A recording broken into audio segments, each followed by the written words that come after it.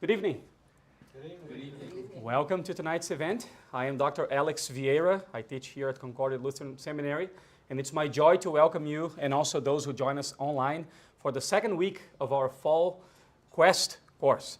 This is a very special moment for Concordia. This is when we get to showcase some talent, sharing their knowledge on things on which they are experts. And tonight we have Dr. Joe Heck again. He needs no introductions, I know, but I'll introduce him anyway. He's our president here, expert on the Old Testament, biblical interpretation, a pastor of the church, and also a world-renowned C.S. Lewis scholar, having written or edited 5 books on the topic on C.S. Lewis' life and work, and also over 40 articles. And tonight we get to hear from him one more time. Dr. Heck, God's blessings to you as you teach us tonight. Thank you. Thank you very much, and thank you for being here. Wow, that never happened when I climbed into the pulpit in my congregation. Sometimes I think they clapped when I was done because I was finally done at the end of the sermon. But yeah, pleasure to be here with you. You support us by being present for these lectures. We always look at how many are there for a worship service, how many are here for a lecture, et cetera, and we have the perfect number, because it's whatever God decided would be here is what's here. So thank you for being here. Many of you are financial supporters of the seminary. We appreciate that also. But we also thank especially our Lord for investing himself, Spirit, into the life of C.S. Lewis through his writings in particular. They're not on the par with Scripture, but they do meet other kinds of needs based upon Lewis's relationship with Christ. So I just want to mention, as I get started talking about Jesus and Lewis's relationship to Jesus, there are 2 things that Jesus is constantly doing in the 4 Gospels. He's asking questions and telling stories. If you think about it and reread the Gospels, asking what's Jesus doing here? I mean, all those parables that he told, he's telling stories and constantly asking questions, over 150 questions that he's asking. It says something about the model teacher. So we won't look at asking questions as a technique of Jesus, even though that's a worthy topic, and I've touched on that in the past in other settings. But we're going to look at storytelling as a powerful medium for communicating truth. But before I get into the next slide, I want you to know that I do not worship C.S. Lewis like some people think I do. I worship Jesus, and just as proof of that, I do not own a C.S. Lewis sweatshirt, a C.S. Lewis cap, or a C.S. Lewis mug. And as additional proof that I don't worship C.S. Lewis, I'm going to share with you theology of Lewis that I don't buy. I mean, he has a few critics out there, and some of that criticism is legitimate. I think the main part of the criticism is that Lewis was a Christian who was communicating his Christian faith, and it's the non-Christians that didn't like that were criticizing him, not for some technique that he used, but for the fact that he was so good at communicating the gospel. Thousands of people would trace their spiritual rebirth to reading something by C.S. Lewis. So let's just, I'll just run down some of these things. Purgatory is something he believed in, partly because he's influenced by Roman Catholics around him. Partly there is a little strand of Anglicanism also explaining this one. There is an aspect of Anglicanism. Lewis was an Anglican that believes in prayers for the dead, and he believed that, no doubt about that. It's not a major topic of his in any of his letters or writings, but he did pray for the dead. His view on the authority of Scripture in an age of neo-orthodoxy, I partially excuse Lewis because he was teaching there in the midst of Magdalen College, Oxford. Oxford University is not exactly a bastion of conservative theology. Not today, it wasn't back then. And so he was mingling with theologians who were then to the left of center, and he was influenced by them. A lot of his ideas, like when he talks about the Psalms and their origin, he buys into this idea that the idea of resurrection, life after death, is a late invention of Old Testament writers, and I don't buy that at all. He had a little bit of a different view of the gospel and justification by grace. He once described faith and works like the two arms of a scissors. They got to work together, and we'd call that synergism if we wanted to apply a theological term to that. So he had a different perspective on that than I think is the proper biblical perspective. Faith and works, how they work together, that's sort of related to the number 4. He was what I would call an inclusivist rather than an exclusivist. He believed that there were people who could get into heaven who didn't specifically know the person of Jesus and trust in Jesus as Savior. And you can take a look at the last battle, one of the Chronicles of Narnia, where Emeth, who was one of the Calamine soldiers of a pagan land, so to speak, ends up being welcomed into the heavenly Narnia towards the end of that book.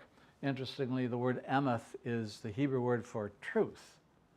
And Aslan, the Christ figure of Narnia, says the worship that you directed toward the god of Calorman, I accept as having been directed toward me.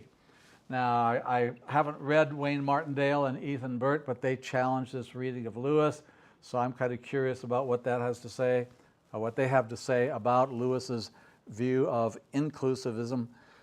Conservative Christians tend to be more exclusivist, that people need to hear about Jesus and trust in him. Some of the conclusions about the message of the Psalms, as well as that mention of the idea that resurrection is a late invention of Old Testament writers. He also bought into biological evolution, which I consider to be a mistake, an error, but he also opposed developmentalism, which he was able to distinguish from the biological aspects of evolution. So things aren't gradually getting better and better, which is one thing that Darwin taught, and probably a few other things that don't immediately come to mind.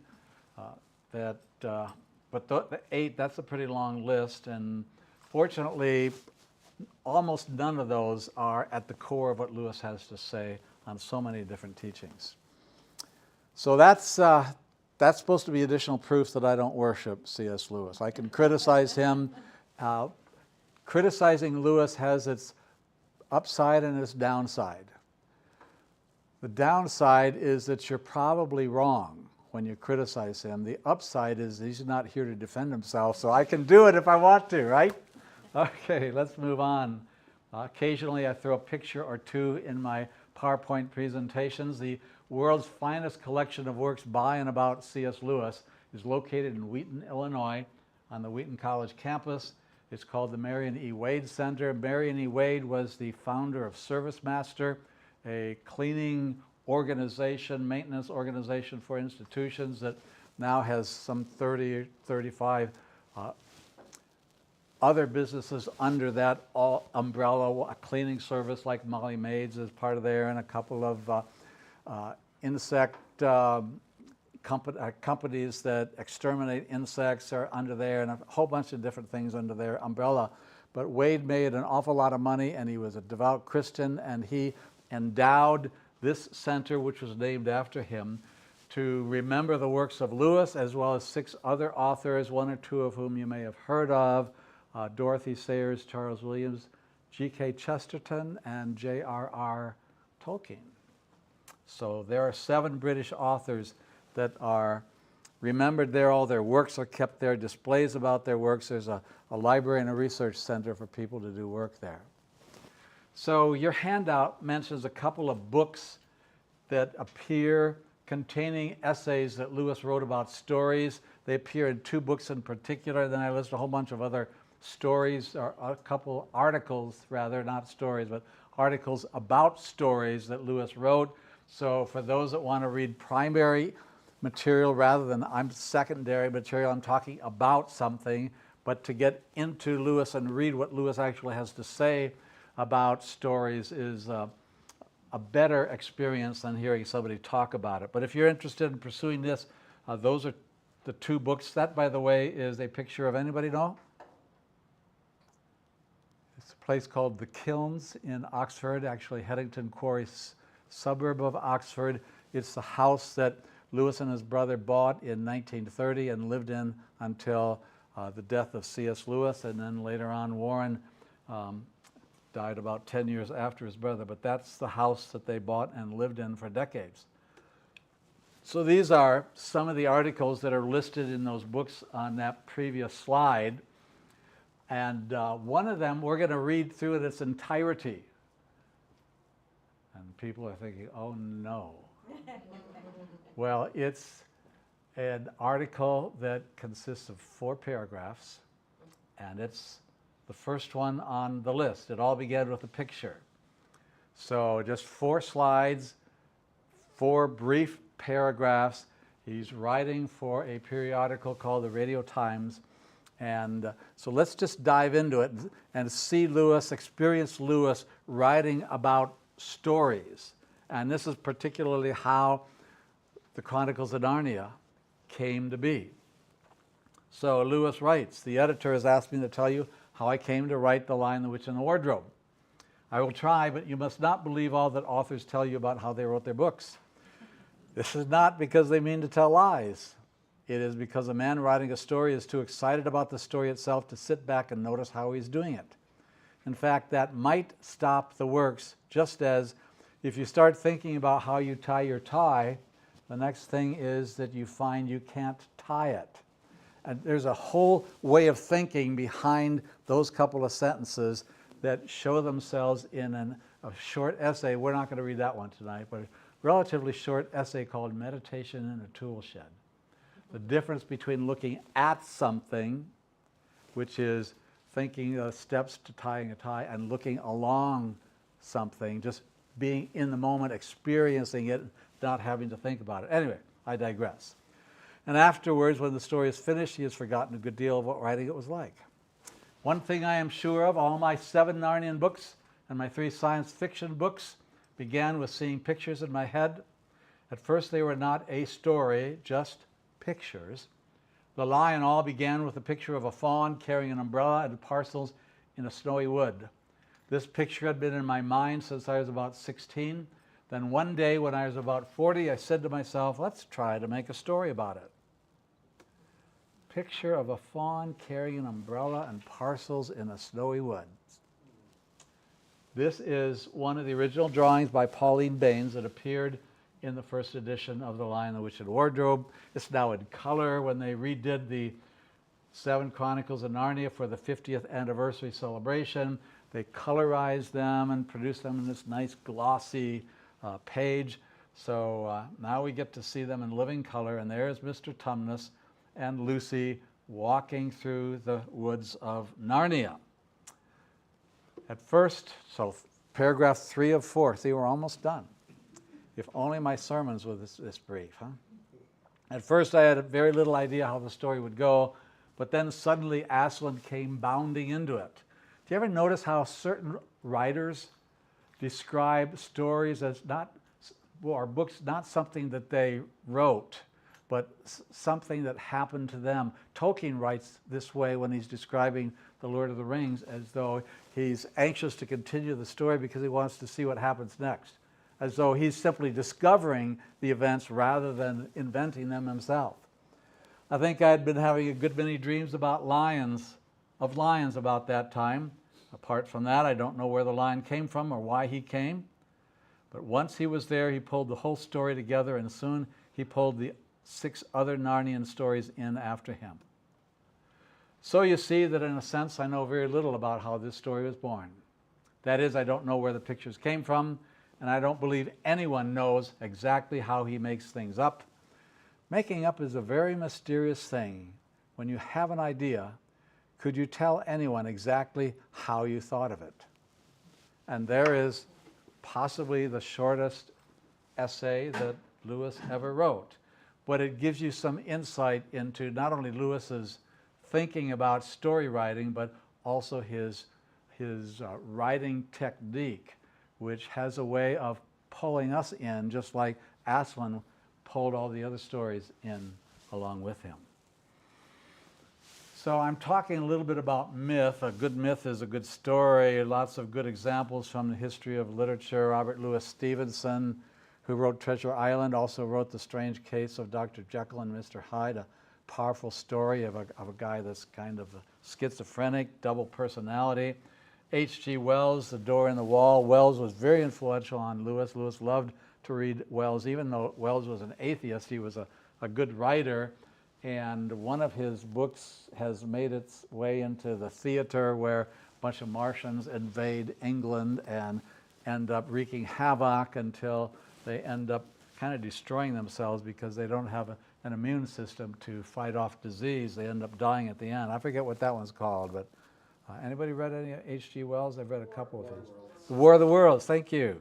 Animal Farm. Animal Farm is George Orwell, right? Oh, yeah, that's right. Yeah. The Ransom trilogy by Lewis, talked about them in the spring.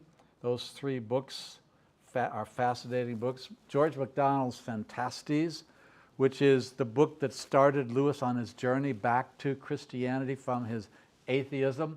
Took him 15 years, maybe because he was farther away from the kingdom when he started, I don't know. It's funny how God works in people's lives. Walter Wangerin Jr. was a great writer, English professor, taught at Valparaiso University for some years, had a way with telling stories. And, we mentioned Tolkien earlier, The Lord of the Rings, The Hobbit.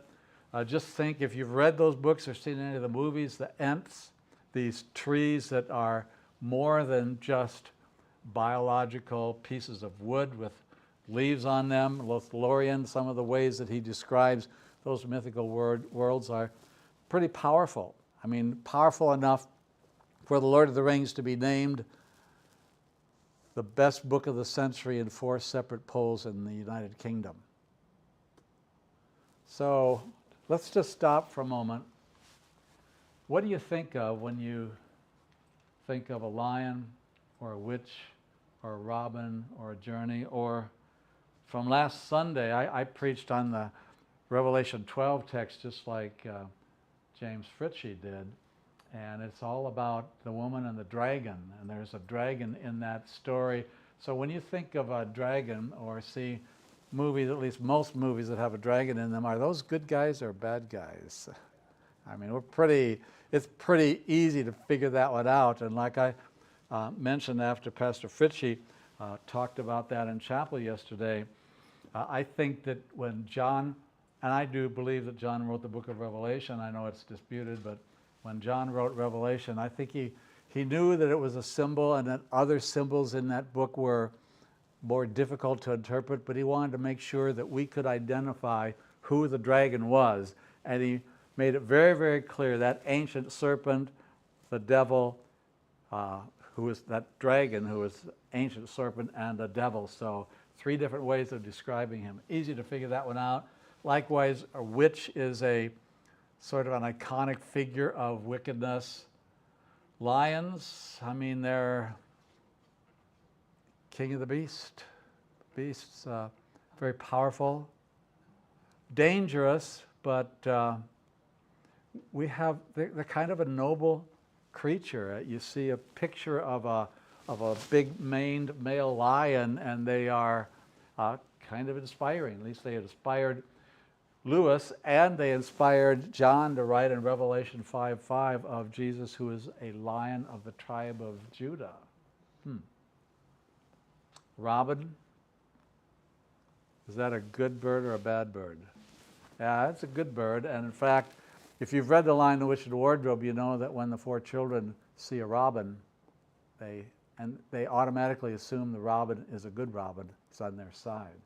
Journeys are not quite something you identify as good or bad, but these are sort of symbols that we already kind of know what the author has in mind when we bump into them. And so symbols like that have a way of speaking to us even before there's anything said about them. So talked about Aslan, the Lion of Narnia. I've got this letter that Lewis wrote. I think I quoted this letter 7 years ago when I did the Quest series on the Chronicles of Narnia. So Lewis is writing a letter to a friend about a 5-year-old boy named Michael. And he says, would you believe it? That child has never been read to nor told a story by his mother in his life. Not that he is neglected, but his poor imagination has been left without any natural food at all. And so he thinks of story, some of them true stories, some of them imaginative, fictional stories, but nevertheless, stories are the food for the imagination. And just stop and think, what word appears inside the word imagination? Image. And what's easier for us to grasp and maybe think through? But God commends his love toward us in this, that while we were yet sinners, Christ died for us, Romans 5:8, or a story of Jesus healing the blind man or the 10 lepers. I mean, those images speak to us more powerfully because we have a tendency to be visual thinkers and visual learners. They say that 75% of us are visual learners. And so to have a story, not only something you can see, but something you can picture in your mind, is a powerful communication tool. So in Narnia, the witch, Jadis, the White Witch, is a descendant of the evil Lilith, Adam's first wife, at least according to a certain Jewish myth. Wardrobe, what's that a symbol of? Could be a lot of different things, but the wardrobe is one of the mythical symbols in Narnia of entering into another way of thinking, entering into a parallel world. And Lewis did say that Narnia stories were not allegories, but they were a supposal. Suppose there were another world that was a fallen world, and suppose God sent his son into that world to redeem it, and suppose that world was a world of talking animals, how might the Redeemer appear in that world? Well, if he's going to redeem talking animals, maybe he would go as a talking animal himself. But he's just supposing. And so basic point here is that myth can convey powerful truth, something that Lewis fought for his first several decades of his life. So following an ancient Greek philosopher by the name of Plato, Lewis thought of human personality as consisting of 3 concentric circles. At the inner core of the individual is the will, where we make decisions to do one thing or another or to change our way of behavior.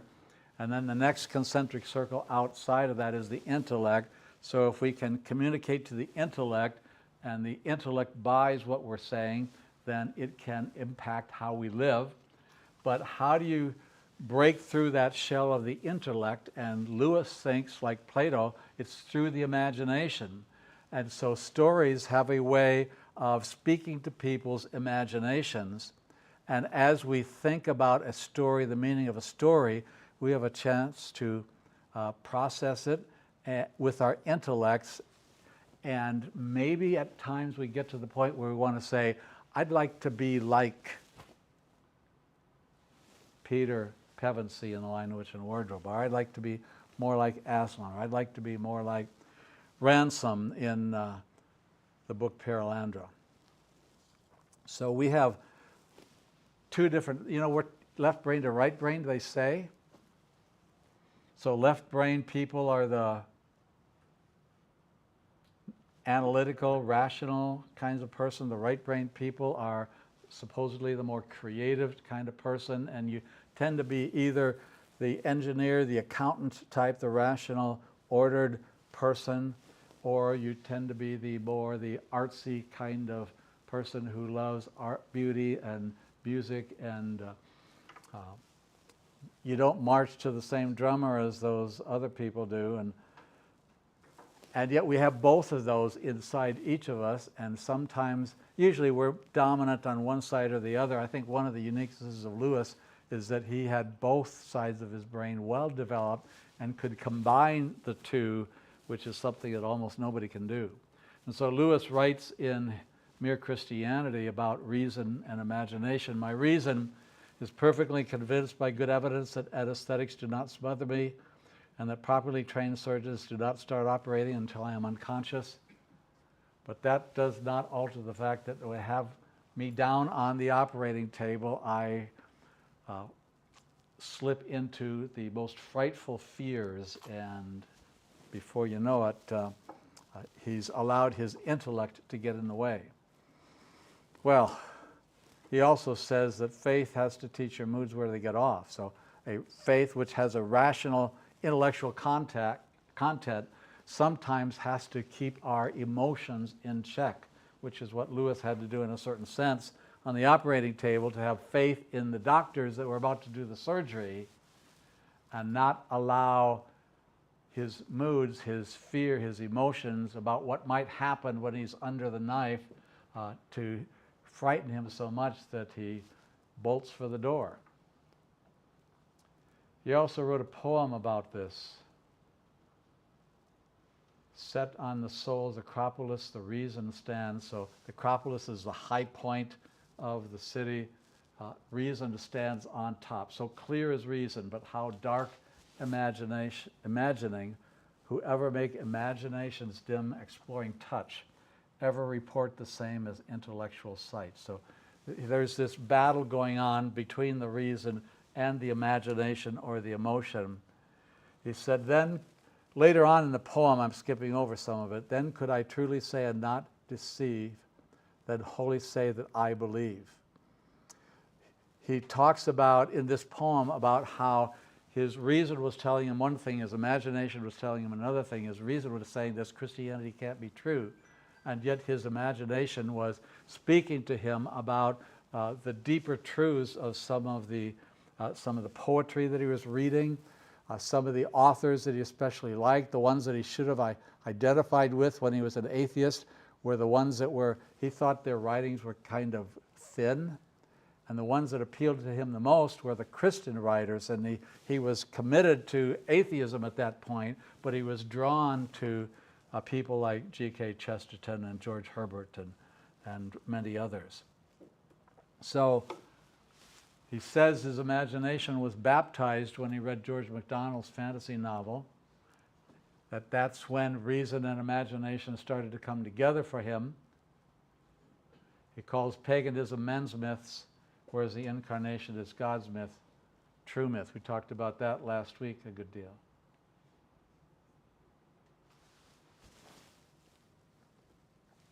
Lewis says, to be truly Christian, we must both assent to the historical fact and also imaginative embrace which we accord to all myths. The one is hardly more necessary than the other. He wants us to, at least to some extent, to bring our reason and our imagination together. And that can happen in myth. In fact, he talks about myth became fact. He's talking about the crucifixion, the resurrection. And he doesn't mean myth. By myth, he doesn't mean something that never happened in history. But he does mean that a dying and rising God appears in some pagan mythology. It's a favorite theme in many pagan writers. And so that the death and resurrection of Jesus has in common with those mythologies this pattern of dying and rising again. He said we shouldn't be surprised by that. But in this case, it actually happened. And all those other stories about dying and rising gods in ancient Greek mythologies, for instance, those are all precursors for the true story that would come one day. And so the myth became fact. So I want to have a little bit of an exercise with you. Talked about the book of Revelation a little bit earlier.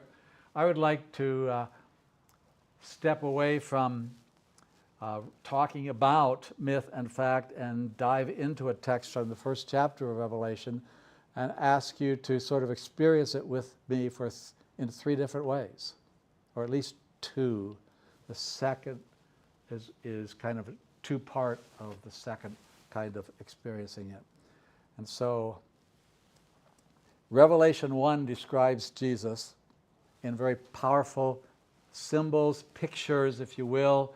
And if we were to, this is a lot different from the second article of the Apostles' Creed. So we have that, the doctrine of the Christian faith summarized in the Apostles' Creed, summarized well, worthy of our attention, our reciting Sunday after Sunday. But Revelation 1 is John's recording the visions that he experienced on the Isle of Patmos. He sees something entirely different. It sort of comes alive, is embodied before his very eyes. And when I turned, I saw 7 golden lampstands. You can kind of picture that in your mind's eye. Those are images showing up. And among the lampstands was someone like a son of man.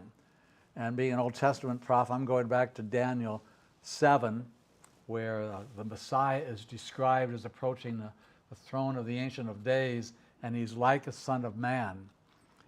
And to him all dominion and all authority is given. So there's just some powerful predictions there of the coming of Jesus. And we all know that Jesus liked that term, Son of Man.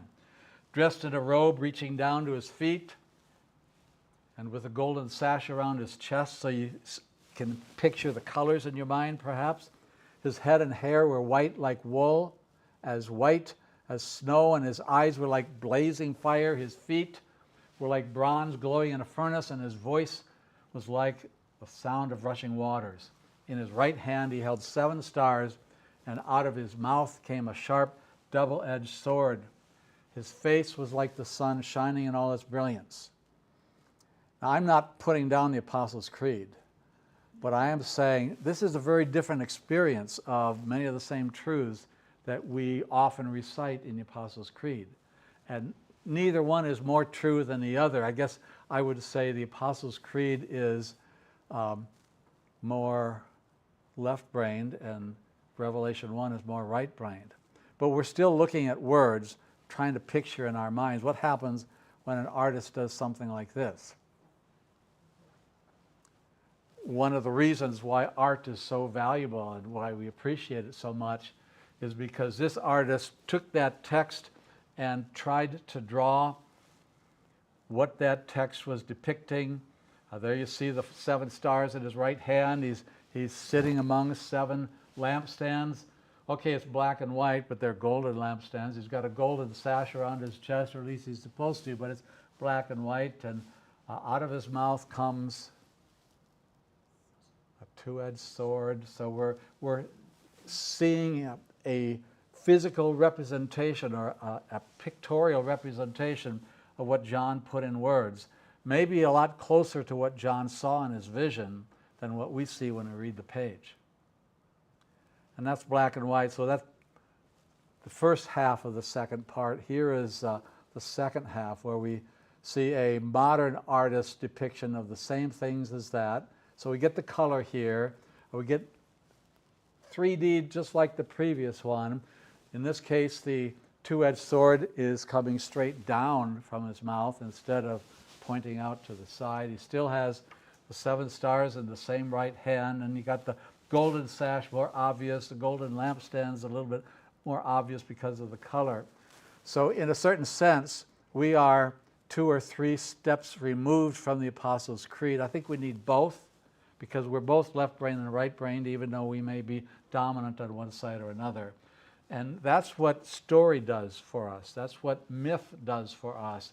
It helps us to absorb an idea that might be a Bible verse that is fairly abstract, that we sometimes have a hard time, as the British say, getting our minds around. I found out that that's made its way into the North American continent. I've heard that a lot. I've heard it in Canada, and I heard it in the States too. We talk about getting our mind around things. I remember the first time we heard that, I think Cheryl heard it in Southgate, England for the first time, and thought that's kind of an unusual way of saying it, but it makes sense. So in a preface to Paradise Lost, Lewis talks about combining the intellect with the imagination.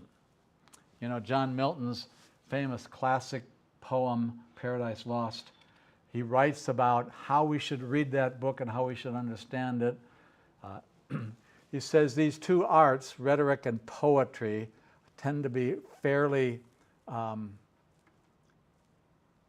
right-brained, I guess you could say, fairly imaginative. In my opinion, definitely aim at doing something to an audience, my underlinings, and both do it by using language to control what already exists in our mind. The differences of rhetoric is that it wishes to produce in our mind some practical resolve. So rhetoric wants to move us to some sort of action, and it does this by calling the passions to the aid of reason. Both intellect and imagination, the two come together. Have you ever heard somebody describe, especially a young child, got a lot of energy, but it just needs to be pointed in the right direction? So that's somebody that's got a lot of passion, but not too much reason or intellect.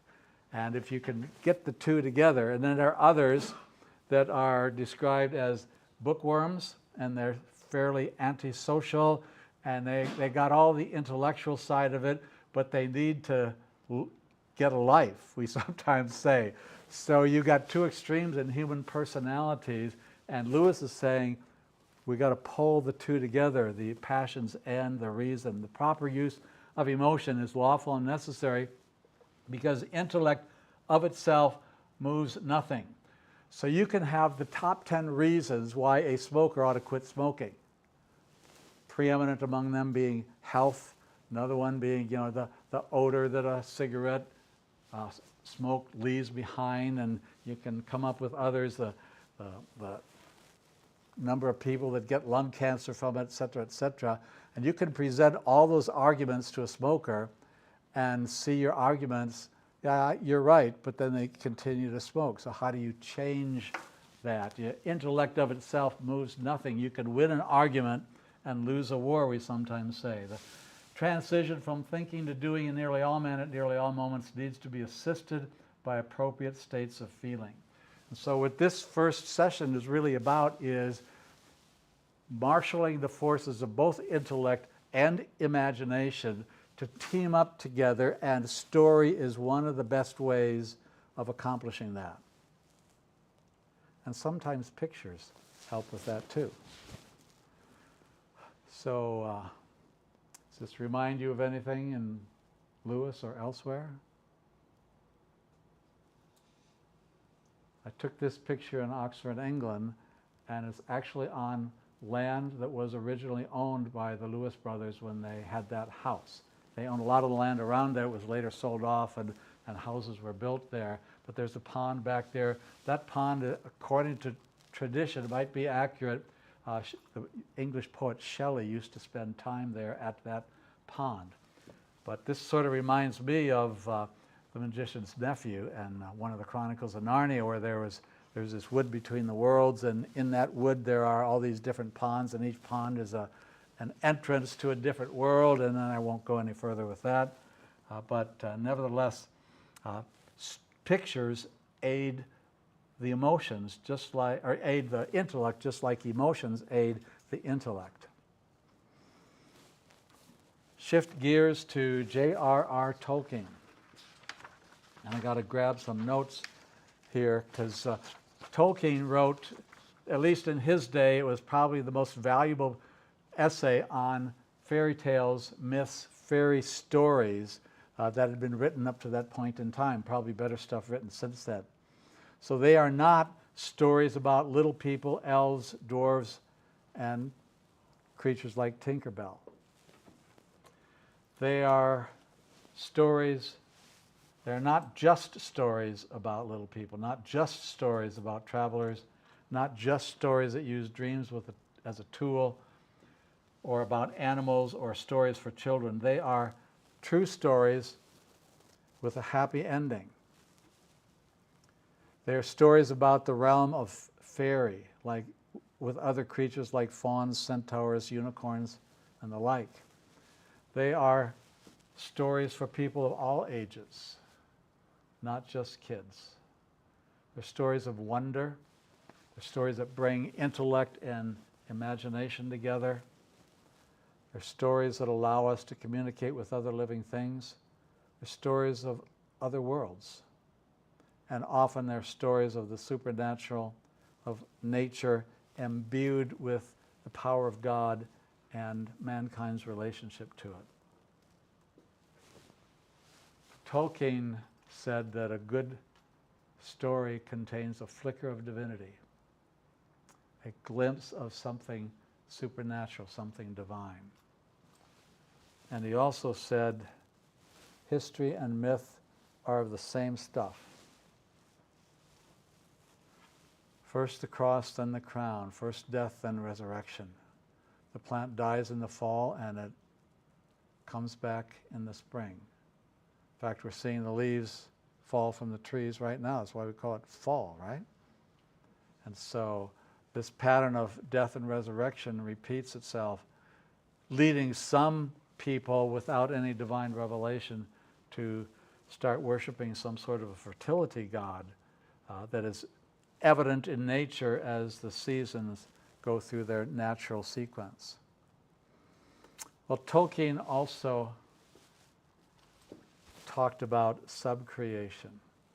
He said these stories have a flicker of divinity because the story writer is engaged in subcreation. Well, we all know what creation is, right? We know what it means to be creative, to invent something, but the only one that really invented, that truly created is the original creator, God himself. But when you say you invent a story, you write a story, you are doing something because you're made in the image of God. You're doing something at a lower level, similar to what God did on the first week of the existence of the universe. And so he calls this subcreation. All stories are derived from the primary world and primary creator. In fact, I brought along printed out a file that shows Tolkien's theory of subcreation. There's too much on the page to put on the screen, so I'll just pass it around. But it talks about God as the primary creator, and then Tolkien as the primary subcreator, and then describes Peter Jackson as a secondary subcreator when a filmmaker like Peter Jackson turns The Lord of the Rings into a series of movies. He is doing subcreation too. He's taking what Tolkien wrote about and he's putting it on the silver screen. So that's a pictorial description of what Tolkien was doing and what Peter Jackson does by making movies out of books like The Lord of the Rings and The Hobbit.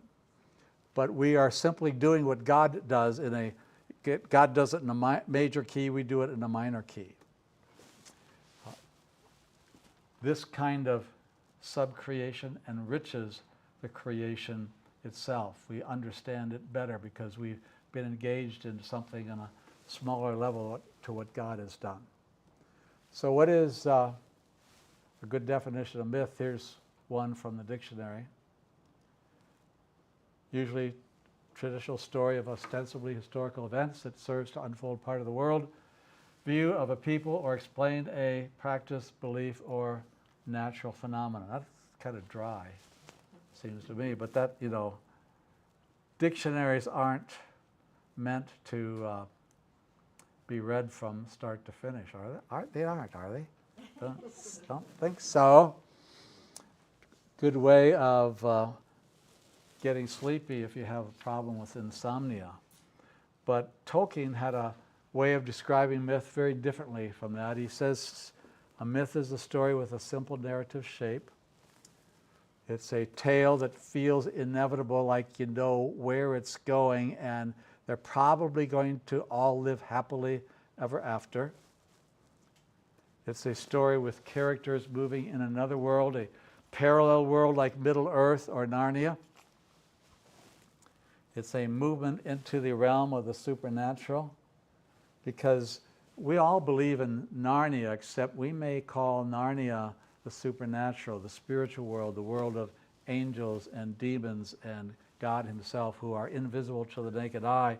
But does that mean they're not real? I don't think so. At least not if I'm a believer, not if I take the Word of God to be true. always grave and weighty, awe-inspiring. And they always seem to end in a happy way. So this is the last couple of paragraphs of the last book in the Chronicles of Narnia, called The Last Battle. Anybody know where the phrase, the title, The Last Battle comes from? Maybe not the original place it came from, but The Last Battle is the title of a chapter in one of the King Arthur stories. And Lewis loved the King Arthur stories, partly because they were stories, partly because they had knights and maidens in distress, and victories over dragons and all kinds of heroic tales. And so this is how he ends the last chapter of The Last Battle, which is the last Chronicle of Narnia. He writes, and again, an example of Lewis's prose. And for us, this is the end of all the stories, and we can most truly say that they all lived happily ever after. But for them, it was only the beginning of the real story. All their life in this world and all their adventures in Narnia had only been the cover and the title page. Now at last they were beginning chapter 1 of the great story, which no one on earth has read, which goes on forever, in which every chapter is better than the one before. Does that sound to anyone like a bit of a picture of heaven? Maybe a glimpse of divinity was Tolkien's term? And by the way, Narnia is good because it's great stories. We can sometimes theologize about them. They're there for the story. Those that know their literature and their Shakespeare better than I do say Prince Caspian is a retelling of Hamlet, just like Perilander is a retelling of the temptation in the Garden of Eden. The Great Divorce, they say, is a retelling of the Divine Comedy, Dante. And so what is Lewis trying to do when he tells stories? His main stories are 10, the 7 Chronicles of Narnia, the 3 adult fiction.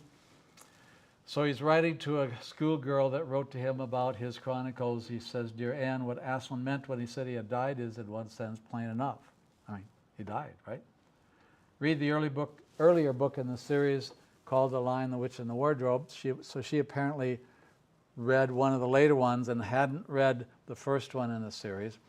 And you will find the full story of how he was killed by the White Witch and came to life again. When you have read that, I think you will probably see that there is deeper meaning behind it. The whole Narnian story is about Christ. That is to say, I asked myself, supposing there really were a world like Narnia, see, it was a supposal, he calls it, supposing it had, like our world, gone wrong, and supposing Christ had wanted to go into that world and save it as he did ours, what might have happened? The stories are my answer. Since Narnia is a world of talking beasts, I thought he would become a talking beast there as he became a man here. I pictured him becoming a lion because A, the lion is supposed to be the king of beasts. B, Christ is called the Lion of Judah in the Bible. C, I'd been having strange dreams about lions when I began writing the books. The whole series works out like this. Magician's Nephew, creation, how evil entered Narnia, creation and fall. The lion, crucifixion, resurrection. Prince Caspian, restoration of the true religion. Horse and his boy, calling and conversion of a heathen. Voyage of the Dawn Treader. This is a journey, like one of those big mythical symbols. I mean, all of our lives are journeys, are they not? We're on a journey that has an ultimate destination. So it's about the spiritual life. Silver chair, continued war against the powers of darkness. We wrestle not against flesh and blood. The last battle, the coming of Antichrist, the end of the world, and the last judgment. So I think Lewis teaches us something important about how to communicate, how to witness, how to preach, how to teach, how to give a quest lecture by telling stories and inviting people to imitate the example of Jesus by telling. You know what a testimony is, a Christian testimony, where somebody talks about their experience, how they became a Christian, or if they don't remember, like I can't remember. I was 1 month old when I was baptized, and I've never known a day when I didn't know and believe in Christ. But to talk about a spiritual change or a spiritual growth in my life, so a testimony is a story. Only it's about you, and it's a story you know well because you've lived it, and you can learn to tell a story. I mean, I know that Lutherans typically don't do that, right? We don't tell our own story because it's too much about me. We want to talk about Christ. But so often, I just talk to a good preacher or two. We got a couple in this room. Ask them during the break, do people like stories that you tell about your family? Or do they want you to keep that out of the sermons? So we'll conclude with one picture from the wall of the apartment that Walter Hooper lived in. Hooper was the private secretary to C.S. Lewis for a short time during the last year of Lewis's life. And this is a line drawing of Narnia, or Narni.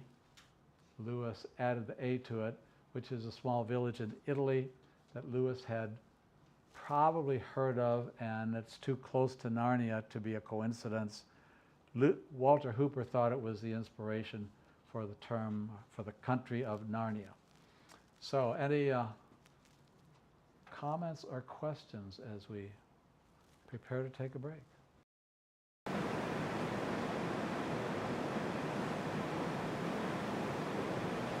Yes. How did you get hooked on C.S. Lewis? How did I get hooked? When were you first introduced to him? Yeah, I heard about a classmate of mine being enthralled by the writings of Lewis and decided to do some reading. But I had read the Chronicles of Narnia and maybe a couple of other things when the opportunity to spend a semester abroad teaching American students in London, northern suburb of London. And so I wrote a really impressive prospectus for the course. It had to be cross-listed between my discipline of theology and one other. So this was literature and theology. And I impressed them. I masqueraded as a Lewis scholar, and it was good enough to be selected for being that visiting professor when our Concordia's turn came around. And so I went there and kind of stumbled through the course and had the course taught partly by the students and partly by me. It was kind of like seminar style. They all had an assignment and a writing of Lewis they were supposed to read and digest and then teach us about. And in the midst of that, I came to realize that Lewis was very powerful in his writing style and had a tremendous impact on a lot of people who either grew in their faith as a result of reading Lewis or became Christians because they read Lewis. And I decided, I guess I realized that Lewis was the most effective literary evangelist of the 20th century that I have ever run across. And my passion was for the mission of the church. How can I share my faith? How can I encourage and teach others to share their faith?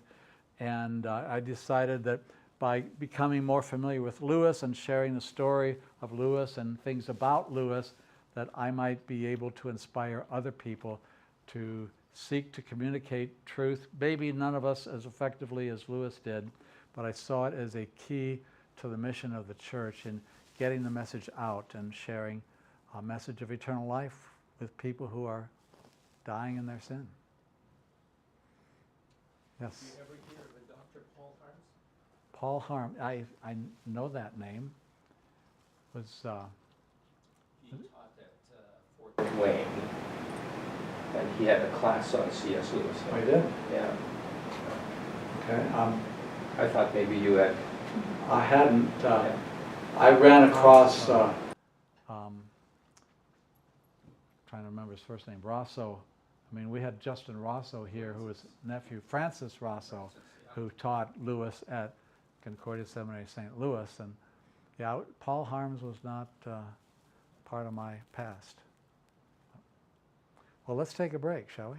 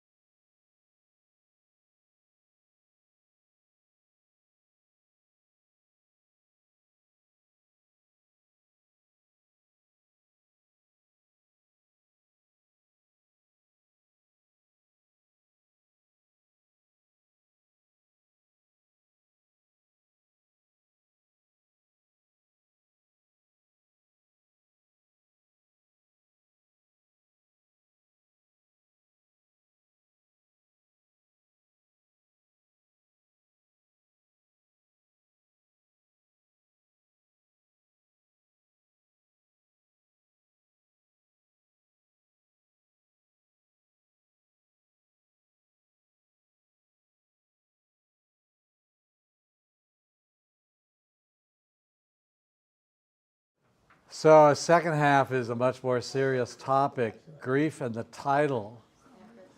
Oh boy. And I knew that it was going to be a serious topic, so I decided to lighten things up a little bit with the next couple of slides. But before we get to that, I just want you to notice A Grief Observed is a book written by C.S. Lewis. And there's the cover of the original publication of the book. Notice the name of the author. Where's C.S. Lewis in that? I'll explain that a little bit later on. But first of all, let's shift gears to a few lighter moments. I don't know if you have seen some of these, but sometimes other countries that have a different first language translate signs, certain things into English so that English-speaking tourists can read the signs. And it's originally in Russian or Chinese or Hungarian, and they translate it into English for us English-speaking tourists. And so on the door of a Moscow hotel room, if this is your first visit to Russia, you're welcome to it. In a Norwegian cocktail lounge, ladies are requested not to have children in the bar.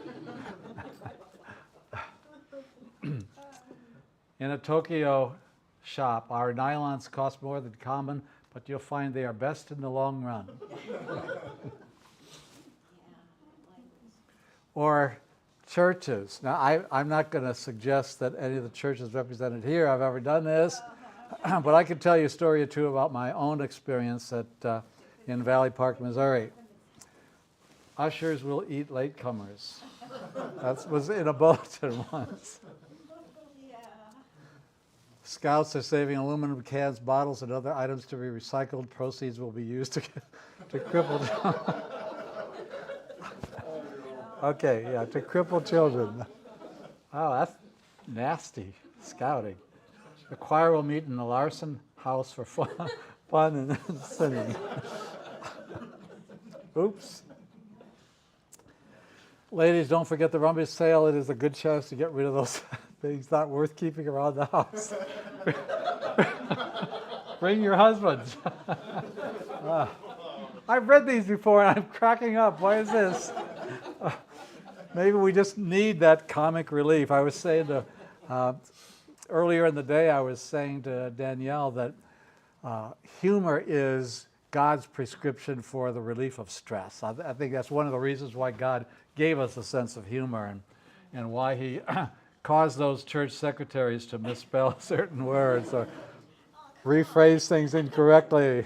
Well, Susanna would never have done that, but... Yeah, sure. If it could go wrong, I've done it. Ah, boy. Smile at someone who is hard to love. Say hell to someone who doesn't care much about you. It's supposed to be hello, I left one letter off. Thursday night, potluck supper, prayer, and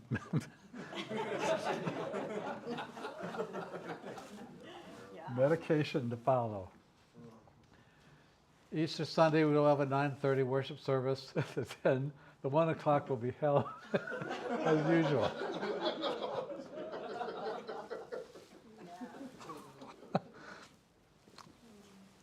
Tonight's sermon, what is hell?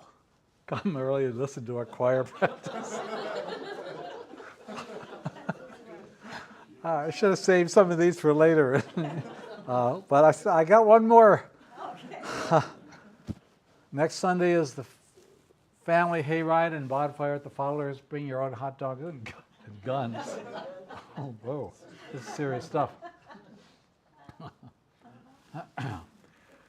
Missionary from Africa speaking at Calvary Memorial Church in Racine. Name, Bertha Belch. Announcement. Come tonight to hear Bertha Belch.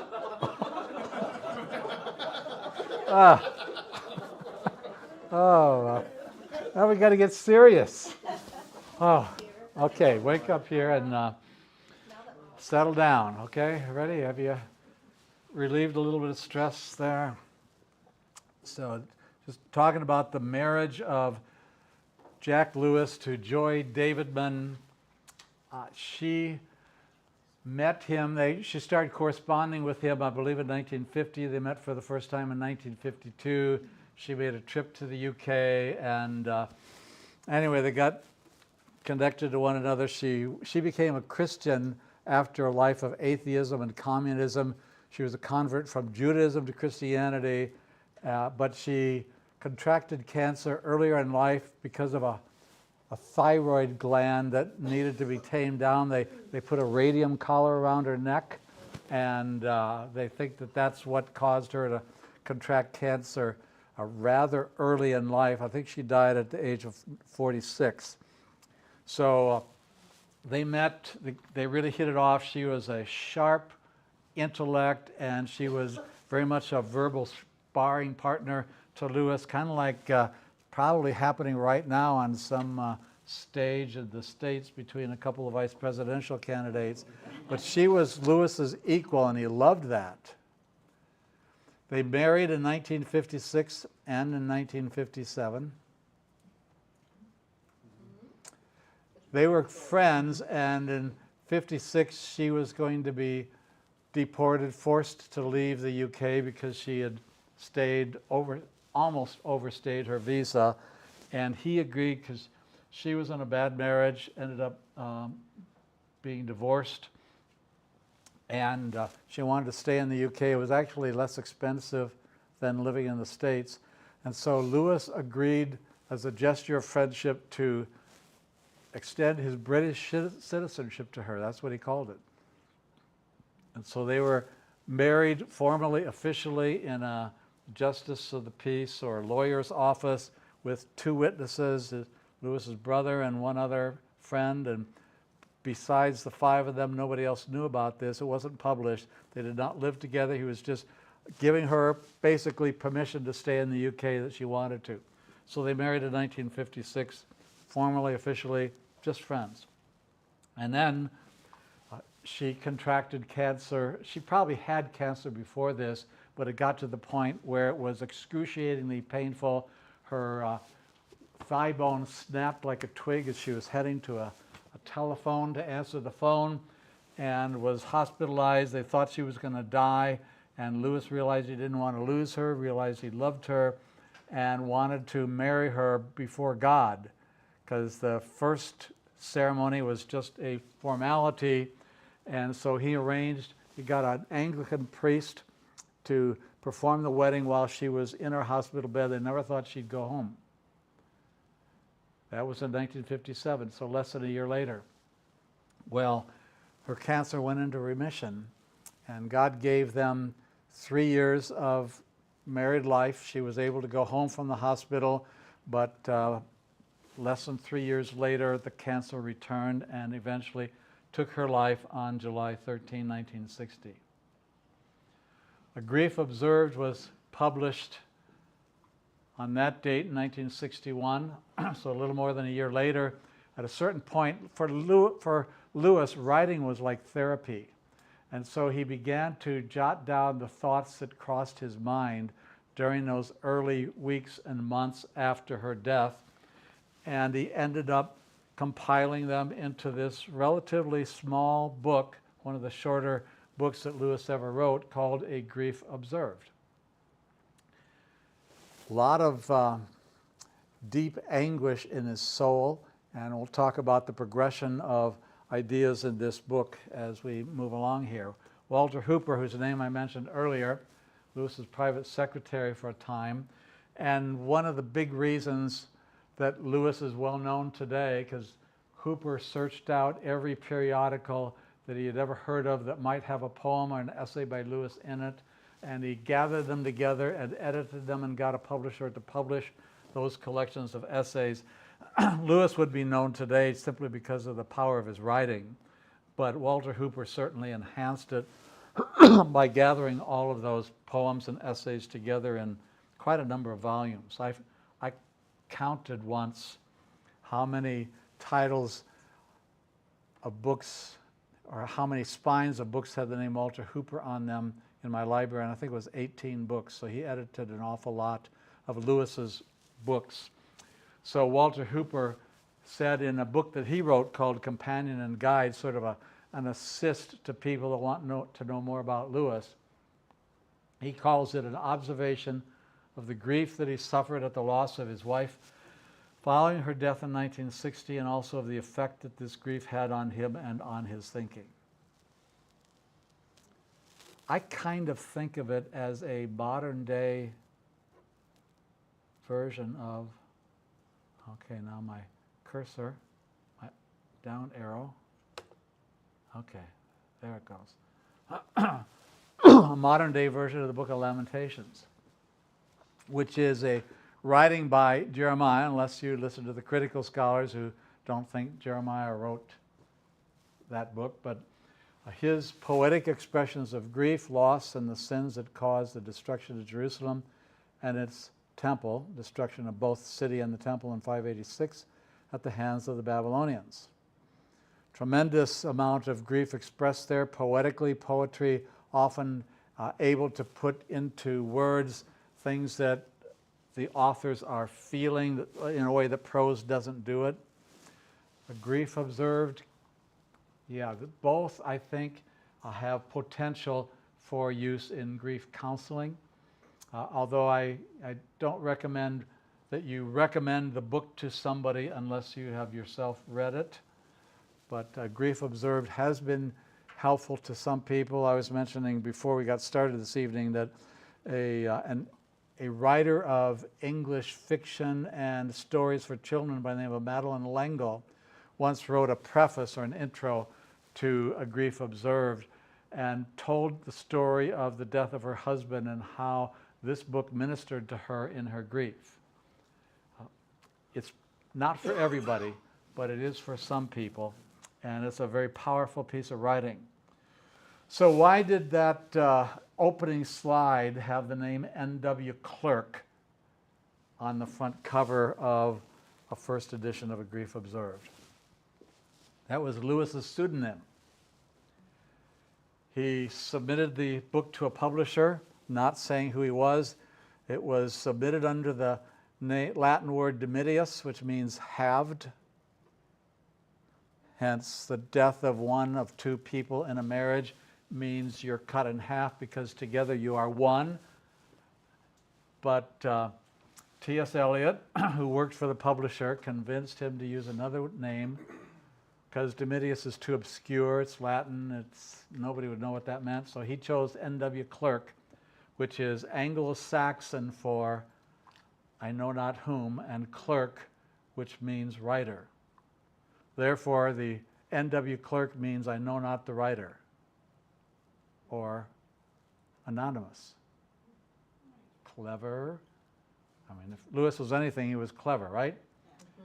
So Lewis died in 1963, so the book was reissued with Lewis's name in 1964 with the permission of two of his lifelong friends who were trustees of his estate. Their names there, Owen Barfield and Cecil Harwood. So this is Walter Hooper's outline of the book in 4 parts. That's a young Joy Davidman. She never looked like that when Lewis knew her, but he met her later on in life. She was an award-winning poet and a novelist, won a Younger Poets Award from Yale University, and so was a leading intellect of her day. She ended up being a scriptwriter for Hollywood for a year or two, didn't really take to it and quit that after a while, but she was quite an intellect and quite a talent.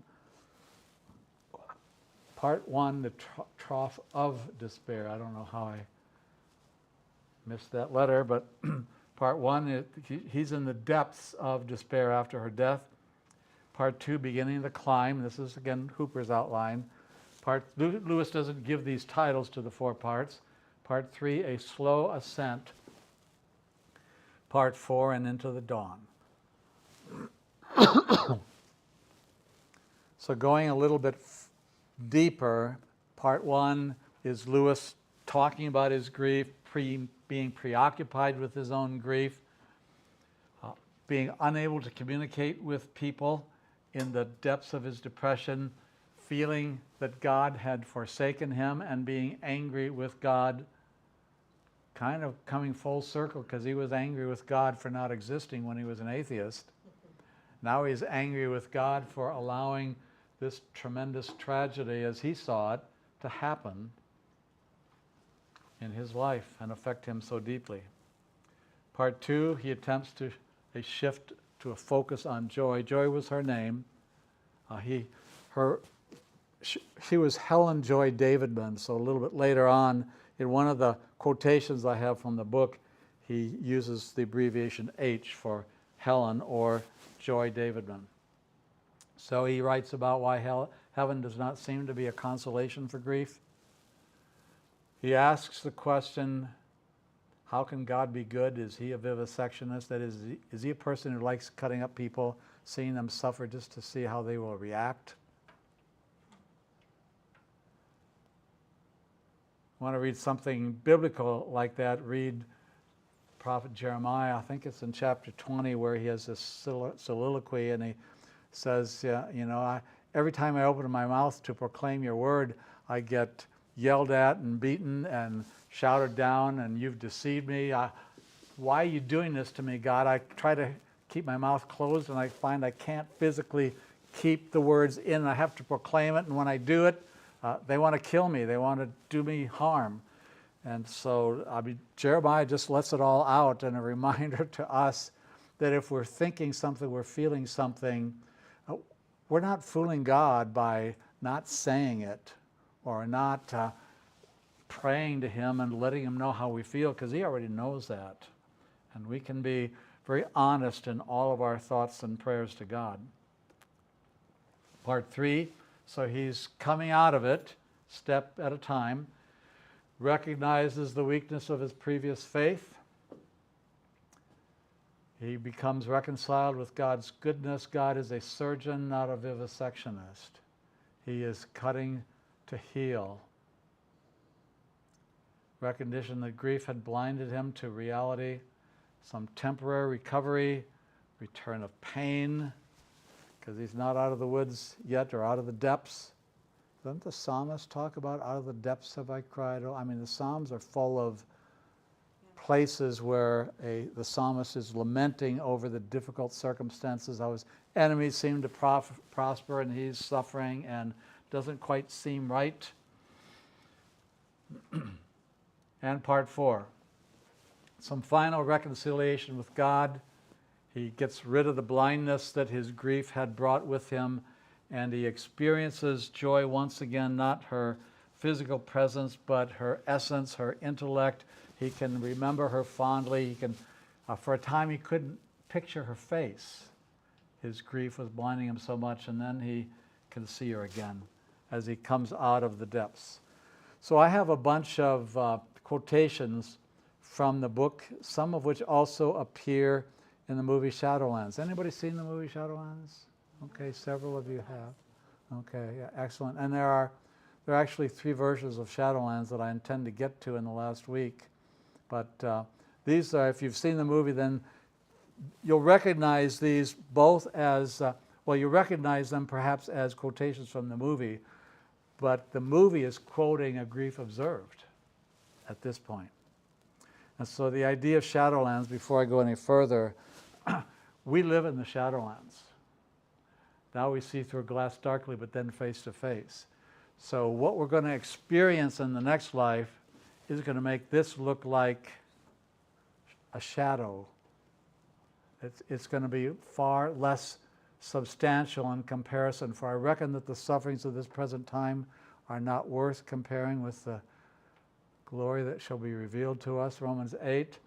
So there are certain places in Scripture where we get these hints, and Lewis sort of put words to them or put flesh on those ideas by calling this world the Shadowlands. And that's how Narnia ends, when the children make their way into the heavenly Narnia after they die on earth. In Narnia, everything is brighter, better, fuller in their experiences, and Lewis is telling us in several different places, including with the word Shadowlands, that the best is yet to come. And that's why remember how the last battle ended, that each chapter is better than the one before, and that's how it's going to be for us in eternity. Wow. Lewis had a way of being able to picture eternity for us that not too many people are able to do. So this is Lewis in part 1 of the book, and he's in the depths, and it's quoted in Shadowlands, but go to him when your need is desperate, when all other help is vain, and what do you find? A door slammed in your face and a sound of bolting and double bolting on the inside. After that, silence. And I want to stop here and say, at any of these quotations, if you want to weigh in on it, comment, ask a question, let's do that. Because if we don't get any farther than 1 or 2 quotations for the last 20 or 30 minutes, that'll be okay, because perhaps being able to talk about it and respond to Lewis, even criticize Lewis. Remember, he's not here to defend himself, so you can disagree with him if you think he's not quite right there. But if you ever prayed and felt a little bit like that. One of the reasons why Lewis became an atheist at age 13 is because his mother died when he was 9, and he felt abandoned. His father was a bit of a loose cannon, didn't know how to deal with the loss of his wife, probably went through some of the depths that Lewis himself did when he lost his wife in 1960. Yep, back up, Jim. I've never felt that way, but I have a couple of people in my congregation that are really low right now. And I think this is a good description of what they might be feeling.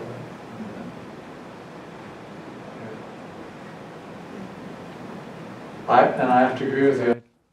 I haven't been there, but I can see that some people are or have been.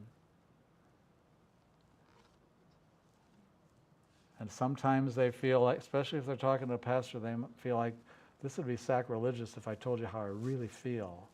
And we need to be willing to let them talk and accept their statement, not necessarily agree with it, but let them express the depth of their emotion and know that they're going to be understood and appreciated and affirmed, as well as hearing that God still loves them in spite of how they might feel. This one, I want you to talk to the person or persons next to you and tell your next door neighbor what you think. So this is Lewis again from part 1 of the book. But go to him when your need is desperate, when all other help is vain, and what do you find? A door, is that, yeah, that's the same thing. Oh, this is the same slide, I'm sorry. Yeah, discuss with the person next to you. Why don't you tell the person next to you what you think about that?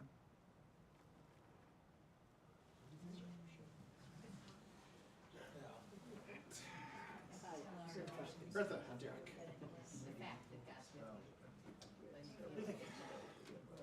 Well, I read the book, yeah. and I was disappointed when I read that, because I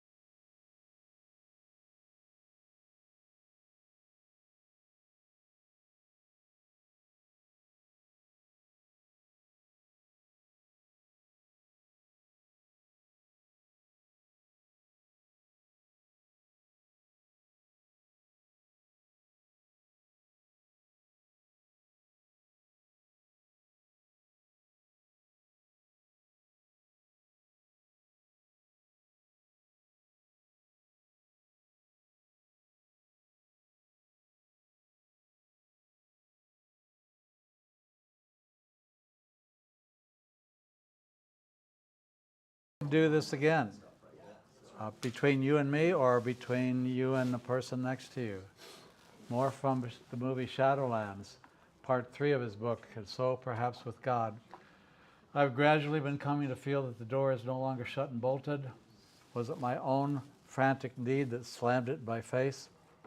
The time when there is nothing at all in your soul except a cry for help may be just the time when God can't give it.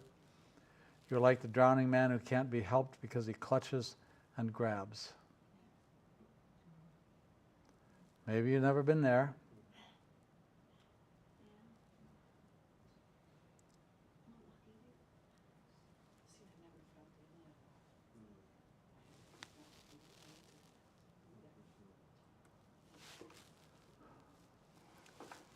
Perhaps your own reiterated cries deafened you to the voice you hoped to hear. Once, very near the end, I said, if you can, if it is allowed, come to me when I too am on my deathbed. Allowed, she said. Heaven would have a job to hold me, and as for hell, I'd break it into bits. She knew she was speaking a kind of mythological language with even an element of comedy in it. There was a twinkle in her eye, but there was no myth and no joke about the will deeper than any feeling that flashed through her.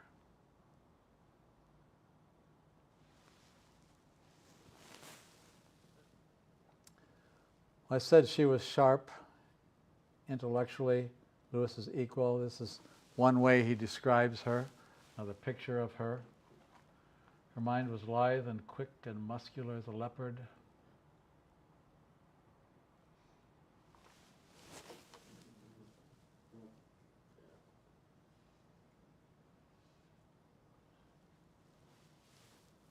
From the 4th and last part of his book about joy, the earthly beloved, even in this life, incessantly triumphs over your mere idea of her.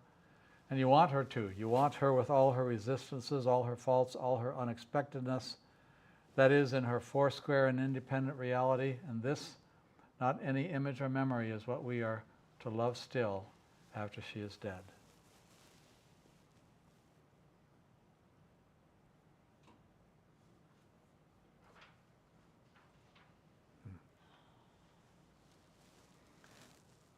Lewis on suffering in A Grief Observed.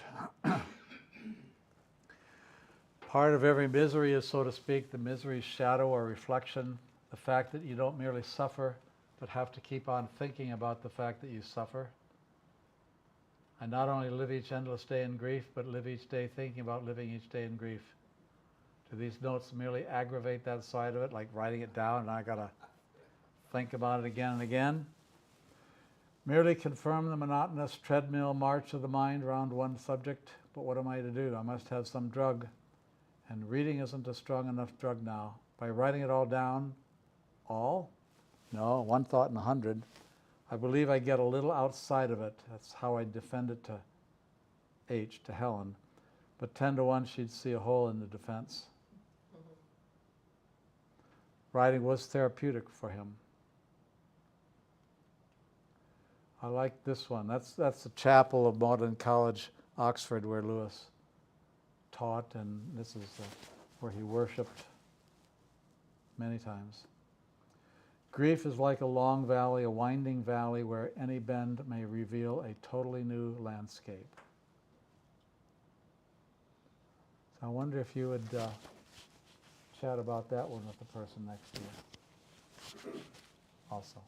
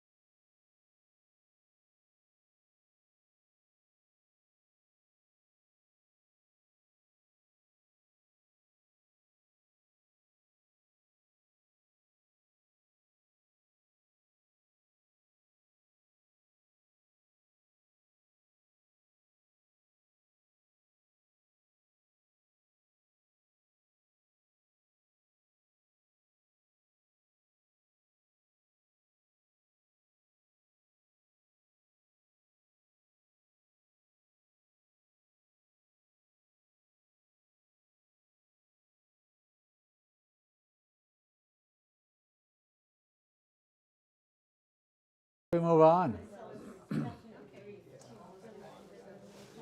Lewis describing an experience he had the previous night before I wrote this down. One moment last night can be described as similes, otherwise it won't go into languages at all. So he says, imagine a man in total darkness. He thinks he is in a cellar or dungeon. And there comes a sound. He thinks it might be a sound from afar off. Waves or wind-blown trees or cattle half a mile away, and if so, it proves he's not in a cellar but free in the open air. Or it may be a much smaller sound close at hand, a chuckle of laughter, and if so, there is a friend just beside him in the dark. Either way, a good sound. I'm not mad enough to take such an experience as evidence for anything. It is simply the leaping into imaginative activity of an idea which I would always have admitted, the idea that I or any mortal at any time may be utterly mistaken as to the situation he is really in. Thinks he's in a dungeon,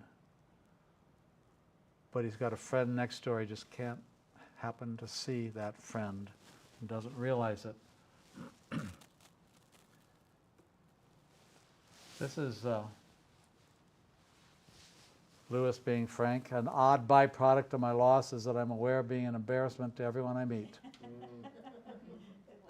At work, at the club, in the street, I see people as they approach me trying to make up their minds whether they'll say something about it or not. I hate it if they do, and if they don't, some funk it all together. Oh, yeah.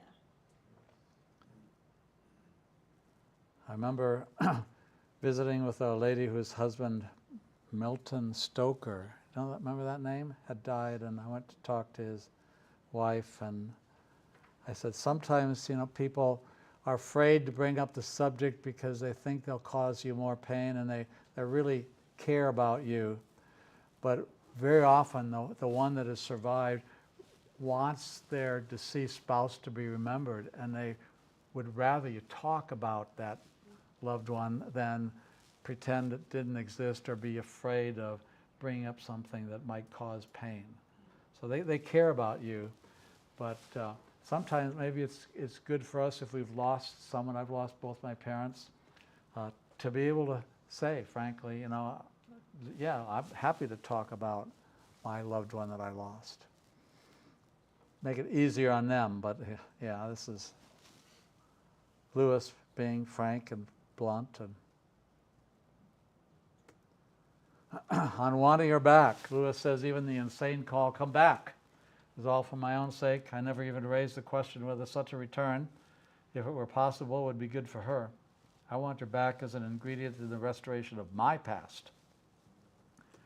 Could I have wished her anything worse, having got once through death to come back and then at some later date have all her dying to do over again?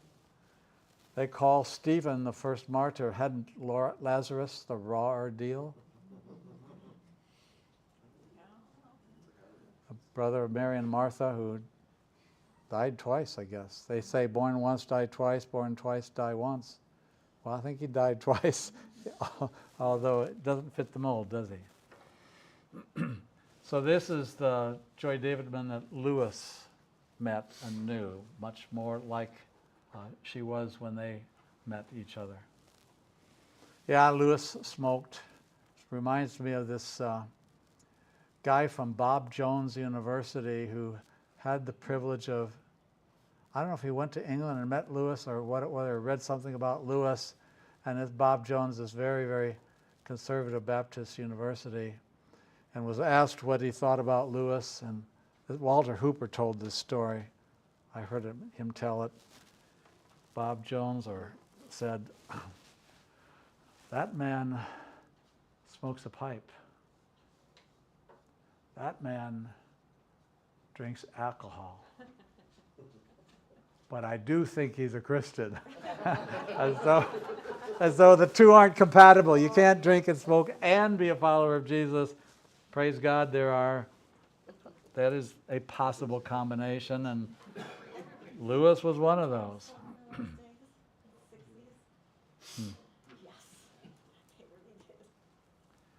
He writes about, do the dead see us? It is often thought that the dead see us, and we assume, whether reasonably or not, that if they see us at all, they see us more clearly than before. We got a couple of clergy, well, 4 of us, yeah, I guess 4 of us in the room. Anybody want to weigh in on this? Do the dead see us? I hope not. I think in the life to come, we're so busy celebrating in the presence of the Lord, we're not concerned. If you've ever gone to a big party, you're invited and you're like a guest of honor, you're not worried about who isn't there. Okay, but does Scripture say anything on this subject? I mean, the rich man Lazarus sort of talks about this gulf. That's a story. I'm not sure it's meant to convey the huge gap between heaven and hell, but you know, I've always thought, no, they don't. But If yeah. they can see us, how can they be happy when there is so much pain here? I really don't, I do not think that Harry can see what is happening. Well, I now we're always using say, logic. if he could see, but I don't think he is seeing what is going on. Except that if he sees you in pain, he knows what that pain is for. He probably has an eternal perspective on the reality of the suffering that we go through, because he now knows why he had this or that setback that prepared him for, strengthened him for this or that event down the road. And you know, it could be that they have a fuller picture. They see more clearly than before. Does Helen now see exactly how much froth or tinsel there was in what she called and I call my love? So be it. Look your hardest, dear. I wouldn't hide if I could. We didn't idealize each other. We tried to keep no secrets. You knew most of the rotten places in me already. If you now see anything worse, I can take it. So can you. Rebuke, explain, mock, forgive. For this is one of the miracles of love. It gives to both, but perhaps especially to the woman, a power of seeing through its own enchantments and yet not being disenchanted. So I won't ask my wife if there are any flaws that she sees in me that are enchanted without being disenchanted. I'm just not going to ask her that, at least not in front of you. So, in the book of Hebrews, we are surrounded by a great cloud of witnesses. I think quite often people will look at that as cheering us on. I mean, if God wanted to do it, he could do it, and he could figure out a way in which that would not cause any pain to the ones that are watching. And haven't most of us had the experience of losing a loved one, maybe attending a funeral, and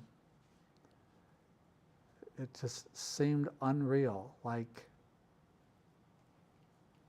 he's not gone. He's just moved on. Not just the memories and the impact of the personality from some time ago, but I mean, he is the God of Abraham and Isaac and Jacob. He is not the God of the dead, Jesus told the Sadducees, but of the living. So there's some resurrection theology that's coming in there. And yeah, I never really thought about that cloud of witnesses passage as possibly a clue. And but if it is, you know, it's one of those maddening things that God sometimes does to us. He just tantalizes us with a little bit of a glimpse. We don't get the full picture, but we have to walk by faith instead of by sight. Oh no. This is Lewis and his unorthodoxy. I wonder if, as I can't help suspecting, the dead also feel the pains of separation, and this may be one of the purgatorial sufferings. Then for both lovers and for all pairs of lovers without exception, bereavement is a universal and integral part of our experience of love. Well, if purgatory is real, which I don't think there is, then it's not all. I mean, then it gives a lie, doesn't it? I mean, you're implying that there's no suffering, no pain, no death anymore in the resurrection. But the whole concept of purgatory says there is suffering, which I think violates, at least the way I think about life after death. When I lay these questions before God, I get no answer, but a rather special sort of no answer. It's not the locked door. It's more like a silent, certainly not uncompassionate gaze, as though he shook his head not in refusal, but waving the question like, peace, child. You don't understand. That's pretty insightful, I think. You want to talk about that one? Could stop here with, I guess I only have one more slide, so maybe we could talk about that and this one and just in the last couple minutes. Can a mortal ask questions which God finds unanswerable? Quite easily, I should think. All nonsense questions are unanswerable. How many hours are there in a mile? Is a yellow square around? Probably half the questions we ask, half our great theological and metaphysical problems are like that. So take a couple minutes to talk to one another about looking at suffering from God's perspective instead of ours, perhaps, and wondering how often he would say that to us, peace, child, you don't understand. Yeah. Let's chat for a couple of minutes, and we'll close with a prayer. It seems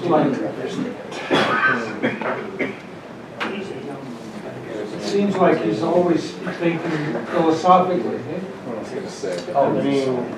And he's thinking philosophically, not so much scriptural. It doesn't seem to draw in this case of God just kind of situates it. He doesn't give me the answer to something. He's thinking like a systematician. You know, where were you? What do you know? The way I like that. Sounds a little. Instead of you know, seeing the richness a little and bit, you know, it's like, yeah, the ups and downs and ins and outs of a text of scripture, it's kind of like, well, I guess in some ways it's supposed to be this whole picture of like, that what's about God gives this whole picture we did. It's like Job almost finds the comfort in that. Okay, I don't understand this, but I know God is God. But there's also, he's also taken a set of teachings and he's sort of turning a little bit at it, and looking at it a little bit differently than I typically do. I wonder that, like, you know, sometimes where it's like, you know, one of the times that you're in God, you know, it's like, you know, it's kind of like, one of the things that I kind of almost, not so much that, but just on the other side where it's like, I'm kind of reminded of, when I think about the suffering with God, I go back to like, you know, the story of Jacob, right, where he's wrestling with God, right? And that's what the word like Israel means, is to wrestle with God. And kind of like, you know, how we have this wrestling match with God, where it's like, you know, there are times where we struggle, where we can't understand exactly what he's doing, like, what's the point of it? And then it can drive us to this, like, anger sometimes when people wake us, but at the same time, we're also like, don't think though. Like, there's a verse I think it's in Who wants to have the last word? Or, okay, maybe don't have the last word. Wants to make a comment? All right. I think the time when there are so many questions that you get no answers for are suicides. I'm sorry, no what? Suicides, when somebody has taken their own life. I hear so many people ask so many questions, and there are no answers to most of them. Those are No rational answers. are hard. As a fieldwork student in seminary, I attended a funeral that the pastor did for a suicide. Because I wanted, just precisely for that reason, lots of questions, not sure there are any answers, but I wanted to see how he did it and what he said in his message in particular. And I took lessons from that. He said, and I think he was right, that you don't know what a person is going through mentally, thinking about in those last days. The guy that committed suicide was a stalwart member of the church, very active in the church, and a couple of weeks before his suicide, he started acting erratically. So maybe there were some signs that gave him reason to do the suicide, but he was convinced that the man wasn't himself, that there was something that maybe an aneurysm of some sort that caused him to think erratically, act erratically, some hormonal imbalance, or somebody slipped a drug into his drink or something. Anyway, his behavior those last 2 weeks was very different from what it had been for decades. And he finally said, we don't know. We leave this in God's hands. We don't know. But I do know the man who was an active member of this church and a devout Christian, and I leave the eternal destiny of this man in the same, this isn't exactly what he said, but my interpretation of it in the same place where it is for all of us. It's ultimately God's decision where our eternal destiny is located. Can I add something to that? Sure. The person that has mental illness that does this, I have some understanding of this. The person prays to be healed, ending up being extremely disappointed. And I received my consolation reading in the Garden of Gethsemane. Jesus Christ was depressed in the Garden of Gethsemane. His friends kept falling asleep on him, and often people that are going through these things, they disappear into themselves, and we don't know how to reach them. But when Jesus said, if it be possible, let this cup pass from me, he was in turmoil because in his flesh knew he would die. And yes, he's true God, true man, but I think one of the things and there is a kind of judgment, and I know what those questions are. Somebody doesn't want to talk to you, they walk around because they're afraid to tell you they think they've gone to hell. But mental illness, they call it mental illness for a reason. Illness. And sometimes a pastor once told me, if you thought she was in that room by herself, you're wrong. The Lord was with her. And I think that's another thing. We think those people are abandoned. God is right there. It's not God's will that something like this should happen. That's a fact. But it's something that I guess anybody that's had anyone close to them do something like this.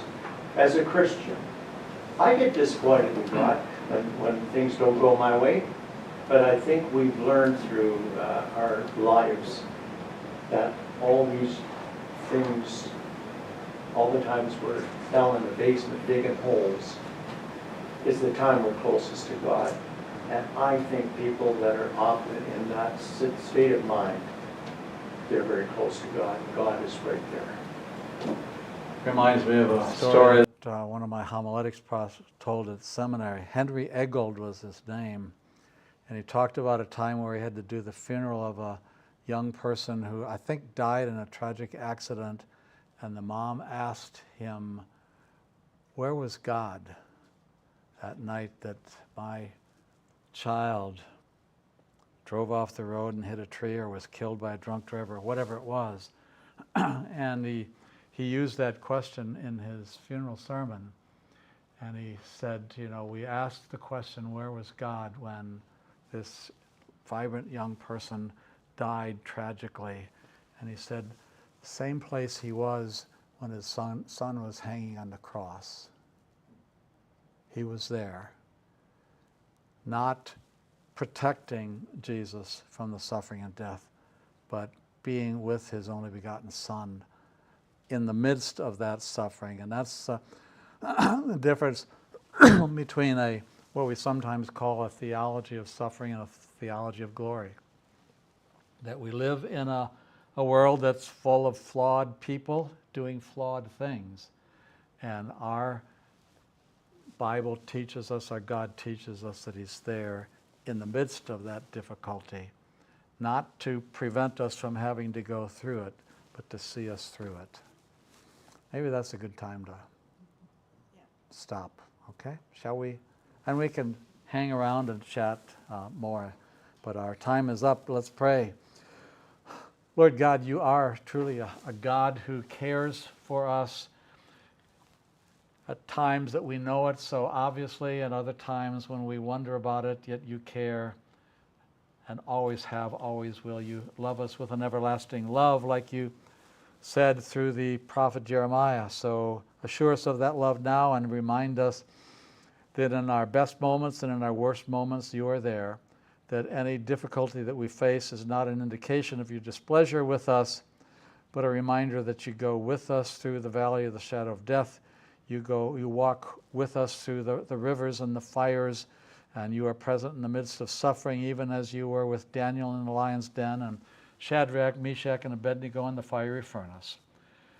Continue to grant us hope and faith to trust you as you see us through these circumstances on into eternity. We pray it in the name of him who made that all possible to give us hope and life eternal, even Jesus Christ.